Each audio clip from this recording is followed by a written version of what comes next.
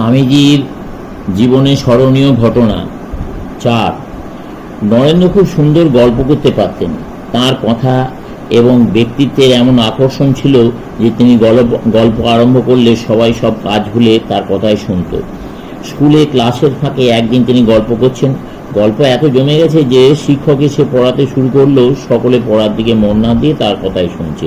কিছুদিন পরে শিক্ষক ফিস ফিস শব্দ শুনে ব্যাপারটা বুঝতে পারলেন। বিরক্ত হয়ে তিনি এক এক করে সবাইকে পরীক্ষা করলেন তিনি যা পড়াচ্ছিলেন তারা তা শুনেছে কিনা। কেউ উত্তর দিতে পারল না, কিন্তু নরেন্দ্রের মন ছিল দুমুখ। গল্পের ফাঁকেও তিনি মনের একটা অংশ পড়ার দিকে রেখে দিতেন।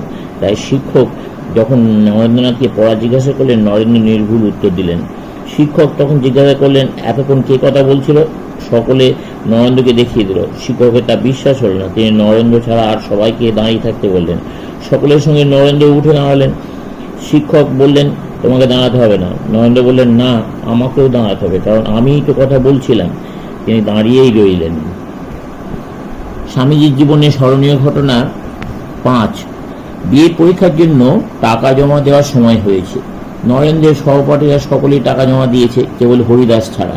সে বড় গরিব, টাকা জোগাড় করতে পারেনি। শুধু পরীক্ষার ফি নয়, 1 বছরের বেতনও বাকি। হরিদাসের পক্ষে ফির টাকাটা কোনো মতে দেওয়া সম্ভব, কিন্তু 1 বছরের বেতন দেওয়া অসম্ভব। সব শুনে নরেন্দ্র এগিয়ে এলেন। তিনি জানতেন এরকম বিশেষ ক্ষেত্রে টাকা মকুব করার ব্যবস্থা আছে, আর তা আছে কলেজের বৃদ্ধ কেরানি রাজকুমার বাবুর হাতে। ছেলেরা যখন টাকা জমা দিচ্ছে, নরেন্দ্র তখন রাজকুমার বাবুর কাছে গিয়ে বললেন, মশাই, হরিদাস দেখছি মাইনেটা দিতে পারবে না, আপনি একটু অনুগ্রহ করে মাফ করে দিন। তাকে পাঠালে সে ভালো রকম পাশ করবে, আর না পাঠালে সব মাটি।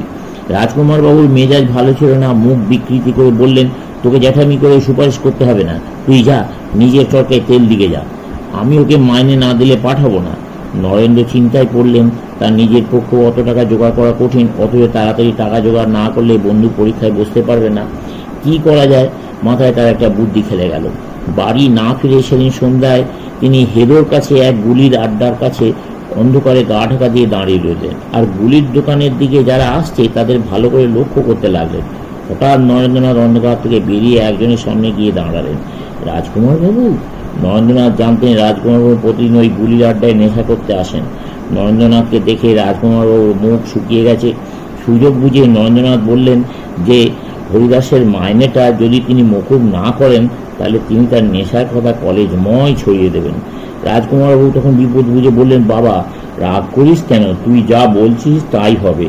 তুই যখন বলছিস, আমি কি তা না করতে পারি? কার্যসিদ্ধি হয়েছে দেখে নরেন্দ্রনাথ ফিরে চললেন। তিনি চোখের আড়াল হতেই রাজকুমার বাবু এদিক ওদিক দেখে গুলির আড্ডায় ঢুকে পড়লেন। পরদিন সকাল হতে না হতেই নরেন্দ্রনাথ হরিদাসের বাড়িতে গিয়ে বন্ধুকে ডেকে বললেন, ওরে, খুব ফুর্তি কর, তোর মাইনের টাকাটা আর দিতে হবে না। তারপর গত সন্ধ্যার ঘটনাটা আনুপূর্বিক বর্ণনা করে দুজনেই হাসিতে ফেটে পড়লেন। স্বামীজির জীবনের স্মরণীয় ঘটনা 6। স্বামীজির পরিব্রাজক জীবনের ঘটনা। বারাণসী ধামে এসেছেন স্বামীজি। একদিন দুর্গা মন্দির থেকে ফিরছেন, এমন সময় এক পাল বানর স্বামীজির পেছন নিল। স্বামীজি দৌড়তে লাগলেন, বানরগুলোও পেছনে ছুটল। এমন সময় একজন বৃদ্ধ সন্ন্যাসী স্বামীজিকে বললেন, থামো, জানোয়ারগুলোর মুখোমুখি রুখে দাঁড়াও। স্বামীজি সাহস হয়ে ফিরে দাঁড়ালেন। বানরটা প্রথমে থমকে দাঁড়ালো, তারপর ছুটে পারলো। এই ঘটনা থেকে স্বামীজি জীবনে একটা মহৎ শিক্ষা পেলেন। বিঘ্ন কিংবা বিপদ থেকে কখনো পালিয়ে যেতে নেই, নির্ভয়ে তার মুখোমুখি দাঁড়াতে হয়। পরবর্তী জীবনে নিউ ইয়র্কে একটি বক্তৃতার সময় স্বামীজি এই ঘটনা উল্লেখ করে বলেছিলেন, এই হলো সারা জীবনের জন্য একটি শিক্ষা। ভয়ঙ্করের মুখোমুখি হয়ে দাঁড়াও, সাহসের সঙ্গে তার সম্মুখীন হও। জীবনের দুঃখ কষ্ট দেখে আমরা যখন আর পালিয়ে যাই না, ওই বানরগুলোর মতোই তখন তারা আমাদের কাছ থেকে পিছু হটে যায়। যদি আমাদের মুক্তি পেতে হয়, তাই প্রকৃতিকে জয় করে তা পেতে হবে, প্রকৃতি থেকে পালিয়ে গিয়ে নয়। কাপুরুষ কখনো জয়ী হয় না। যদি আমরা চাই যে ভয়, বাধা বিপত্তি এবং অজ্ঞতা আমাদের সামনে থেকে দূর হয়ে যাবে, তবে আমাদের সেগুলির বিরুদ্ধে যুদ্ধ ঘোষণা করতে হবে।